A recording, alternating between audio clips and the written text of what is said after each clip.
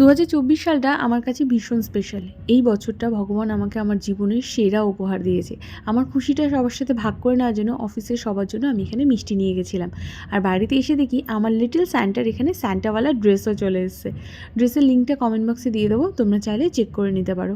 তারপরে আমরা এখানে একটু টিফিন করে চলে গেছিলাম আমি দোকানের দিকে। আর এখন না দোকানে গেলেই বলতে পারো আধদিকে জিনিসপত্র সব দেখতে ইচ্ছা করে। তারপরে দুজন গাড়ি নিয়ে বেরিয়ে পড়লাম। আমি আমাদের দুজনের এই টাইমটা খুব মিস করি, যে টাইমটাতে কোনো কারণ ছাড়াই হুটহাট করে আমরা বেরিয়ে পড়তাম।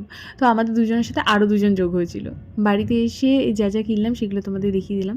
বাচ্চাদের জামাকাপড় কয়েকদিনের মধ্যেই না ছোটো হয়ে যায়। আমার তো মনে হয় আদ্রিকের জন্য মানে 15 দিন বা 20 দিন আগে যে জামাগুলো কেনা হয়েছে সেগুলোও ছোটো হয়ে যাচ্ছে। তো এখানটা আমি ওর জন্য কয়েকটা শীতের ফুল প্যান্ট আর সোয়েটার, হুডি এগুলো নিয়ে এসেছিলাম।